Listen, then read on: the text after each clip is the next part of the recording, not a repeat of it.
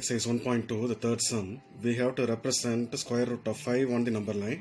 So by Pythagoras theorem, square root of 5 that can be splitted as 2 power 2 plus 1 power 2. அப்போ 2 power 2 4, 1 power 2 1. அப்போ 4 plus 1 is 5. இதை எப்படி நம்ம வந்து number லைனை ரெப்ரசென்ட் பண்ணுறது அப்படின்னாக்க first we have to draw a number line. அப்போ 0, 1, 2, 3, etc. இங்கிட்ட பார்த்தீங்கன்னா -1, -2 அப்படி போயிட்டுருக்கும். இப்போ இதில் என்ன பண்ணுறோம்னாக்க ஃபர்ஸ்ட் இந்த 1ன்ற பாயிண்டில் நீங்கள் 0 to 2 இது வரைக்கும் மெஷர் பண்ணி we have to draw a vertical line. அதாவது 1 centimeter plus another 1 centimeter. அப்போ 2 centimeterக்கு வந்து ஒரு vertical line வந்து வரைஞ்சிடணும். அந்த பாயிண்ட்டுக்கு பேர் வந்து பின்னு சொல்லி வச்சுருங்க. நெக்ஸ்ட் என்ன பண்ணுனாக்க இந்த ஏன்ற பாயிண்டில் A to B காம்பஸை வச்சு you have to take as radius A to B. அப்போ இங்கே வந்து டச் பண்ணும். அப்போ இந்த காம்பஸ் டச் பண்ணுற இடத்துல இங்கேருந்து வச்சு you have to draw an arc. So இந்த ஆர்க் வந்து that will touch between 2 and 3.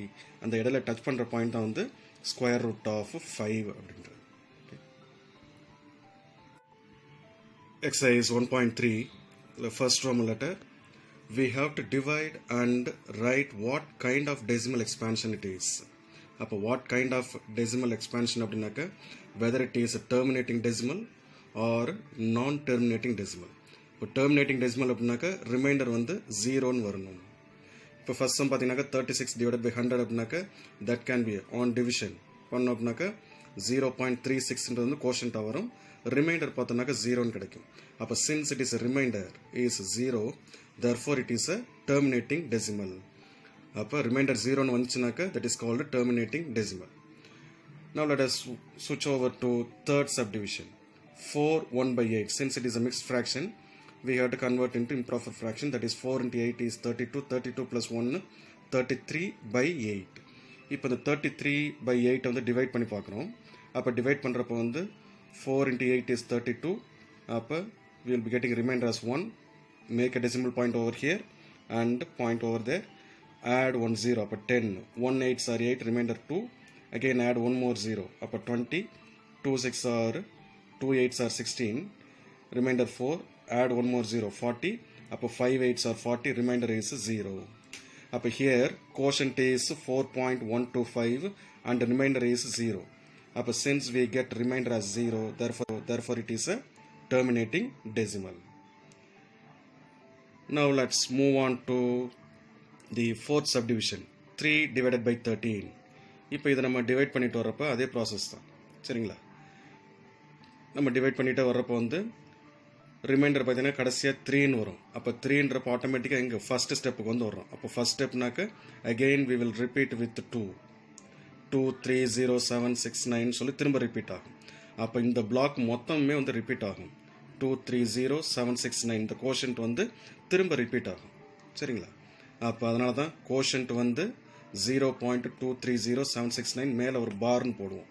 ஏன்னா அந்த 6க்கு அடுத்து திரும்ப again will start with 2, again with 3 and 0 7 6 9 சொல்லி வந்துட்டே இருக்கும். அப்போ தேர்ஃபோர் சின்ஸ் நமக்கு வந்து ரிமைண்டர் வந்து 0ன்னு வரல, பட் இந்த பிளாக் வந்து அப்படியே ரிப்பீட் ஆகுது. ஸோ இட் இஸ் அ நான் டெர்மினேட்டிங் ரிப்பீட்டிங் டெசிமல். சரிங்களா? அப்போ நான் டெர்மினேஷன் வந்து 2 டைப் ஆஃப் டெசிமல். ஒன்று இஸ் ரிப்பீட்டிங் டெசிமல், இன்னொன்று வந்து நான் ரிப்பீட்டிங் டெசிமல். நான் ரிப்பீட்டிங் டெசிமல்னாக்கா டிஃப்ரெண்ட் நம்பர்ஸ் வந்துக்கிட்டே இருக்கும், பட் ரிமைண்டர் 0வே வராது. அது வந்து நான் ரிப்பீட்டிங். பட் இங்கே வந்து இந்த பிளாக் அப்படியே திரும்ப வந்து ரிப்பீட் ஆகும். 2 3 0 7 6 9 அகெயின் 2 3 0 7 6 9 ரிப்பீட் ஆகிட்டே இருக்கும். அதனால தான் இட் இஸ் அ நான் terminating repeating decimal.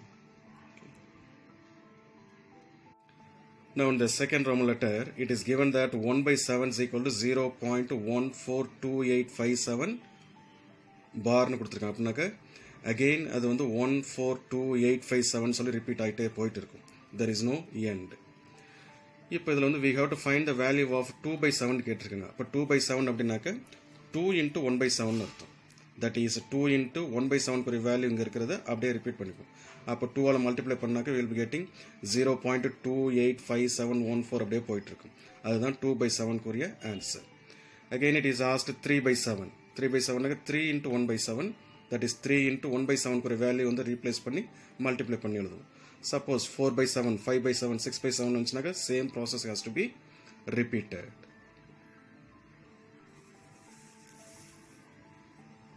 Now for the third Roman letter, we have to express the given decimals in p by q form. அதாவது rational number எழுத சொல்லிருக்காங்க. Rational number can be written in the form of p by q. அப்ப 0.6 பார்னு கொடுத்திருக்காங்க. அந்த 6 வந்து repeat ஆயிட்டே இருக்குன்னு அர்த்தம். So let us consider x is equal to 0.6 bar. That is x is equal to 0.666 into அந்த ஒரு டெசிமல் வந்து ரிப்பீட் ஆகி போயிட்டே இருக்கும். So make it as equation number 1. Now since one decimal is repeated, அப்ப we have to multiply by 10. Suppose 2 decimal repeat ஆகுதுனாக்க we have to multiply by 100. 3 decimals repeat ஆகுது அப்படினாக்க we have to multiply by 1000. இதுதான் வந்து process. அப்ப since one decimal is repeated, we have to multiply by 10 on both side. அப்ப 10x is equal to, இப்போ 10ல இதை multiply பண்ணாக்க 6.6666 ன்னு வந்துட்டு இருக்கும். Now equation 2 minus equation 1. அப்ப equation 2 வந்து 10x minus 6.666. இங்க வந்து equation 1 1x is equal to 0.666 ன்னு வரும். அப்ப ரெண்டையும் சப்ட்ராக்ட் பண்றப்ப 10 minus 1 வந்து 9x. இங்க வந்து 6 அப்படியே இருக்கும். 6ல 6 போச்சுனா 0, இங்கேயும் 0, எல்லாமே 0 வரும். அதனால 9x is equal to 6. அப்ப x is equal to 6 by 9. ஏன்னா since it is under multiplication. அப்ப 6 by 9. அப்ப cancel பண்ண அப்படினாக்க that will be 2 by 3. அப்ப x is equal to 2 by 3. That is in p by q form. ஏன்னா அவங்க கேட்டிருக்கிறது வந்து p by q formல வந்து எழுத சொல்லிருக்காங்க fraction number. This is the answer. Exercise 1.3 ல third Roman letter second subdivision 0.47 bar. இந்த 7க்கு மேல மட்டும் தான் பார் இருக்குது. அப்ப அந்த 7 மட்டும் தான் ரிப்பீட் ஆகுதுன்னு அர்த்தம். அப்ப let us consider x is equal to 0.47 bar. அப்ப x is equal to 0.4. இந்த 7 மட்டும் ரிப்பீட் பண்ணி எழுதணும். 7 7 7 7. அப்ப make it as equation number 1. Since one decimal is repeated, அப்ப we have to multiply by 10. அப்ப 10x is equal to 4.7777 போயிட்டே இருக்கும். அப்ப this is equation number 2. Now we have to subtract equation 2 with equation 1. அப்ப equation 2 வந்து 10x is equal to 4.7777. equation 1 வந்து 1x is equal to 0.47777 போயிட்டு இருக்கும். அப்ப subtract பண்றப்ப this is 9x. இங்க 4 அப்படியே இருக்கும். 7ல 4 subtract பண்ணாக்க 3. 7ல 7 போச்சுனா 0 0 0 ன்னு வரும். அதெல்லாம் விட்டுறலாம். அப்ப 9x is equal to 4.3 divided by 9. அப்ப x is equal to 4.3 divided by 9 into என்ன 1 decimal இங்க வந்திருக்கிறதுனால both numerator and denominator has to be multiplied by 10. அப்ப 10 by 10. அப்ப numerator வந்து 43 ன்னு வரும். Denominator வந்து 9 into 10 is 90. This is in p by q form.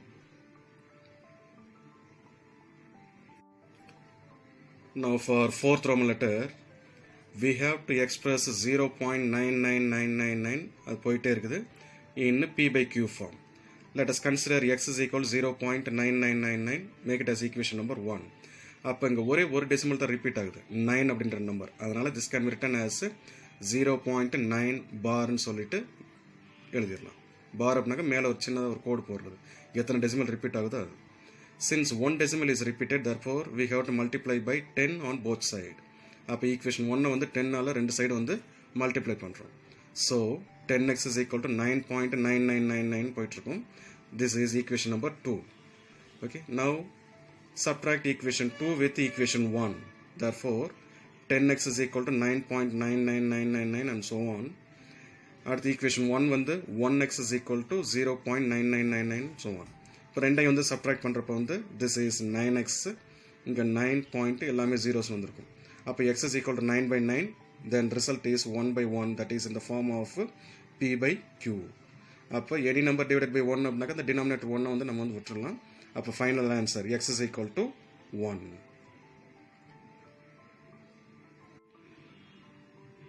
Roman letter 9. So we have to classify as rational or irrational numbers. அப்ப rational number definition we know. Any number that can be written in the form of p by q. அதாவது fraction type எழுதுனா அது பேர் வந்து rational number. Irrational numberனாக்க the numbers cannot be written in the form of p by q. அதாவது square root numbers இருந்துச்சு அப்படினாக்க that is irrational number. Okay. இப்போ first one square root of 23 ன்னு கொடுத்திருக்காங்க. இப்போ 23 க்கு வந்து நமக்கு வந்து square root வந்து எடுக்க முடியாது. அப்ப therefore it cannot be taken square root and it cannot be converted into an integer. அப்ப ரூட் அவுட் வெளியில எடுக்க முடியாதுன்றதுனால it is an irrational number. அப்போ இர்ரேஷனல் நம்பர்னாக்கா ஸ்கொயர் ரூட்டுக்குள்ளே எழுதக்கூடிய நம்பர்ஸ் தான் வந்து இர்ரேஷனல் நம்பர்ஸ். இப்போ ஸ்கொயர் ரூட் ஆஃப் 225 பார்ப்போம். This can be written as 15 into 15. அப்போ 15 ஸ்கொயர்னாக்கா ஸ்கொயர் ரூட் கேன்சல் ஆயிரும். அப்போ 15 மட்டும் வரும். அப்போ 15 divided by 1 அர்த்தம். This is in the form of p by q, which means it is a rational number. அப்போ since it is an integer, அப்போ square root of 225 is an rational number. இப்போ அடுத்து பார்த்தோம்னாக்கா தேர்ட் சப்டிவிஷன் 0.3796 இருக்கு. இப்போ there are 4 decimals, அதனால 3796 divided by 10,000 எழுதிக்கலாம். இப்போ 3 decimals வந்துச்சுனாக்கா divided by 1000 போடுவோம். சரிங்களா, அதான் ரூல். அப்போ ஆன் சிம்பிளிஃபிகேஷன் செகண்ட் டேபிளில் பார்த்தீங்கன்னா 5000 வரும். இங்கே 1898. அகைன் செகண்ட் டேபிளில் கேன்சல் பண்ணாக்க 2500. திஸ் இஸ் 949 சொல்லி வரும். அப்போ this is in the form of p by q, so it is a rational number.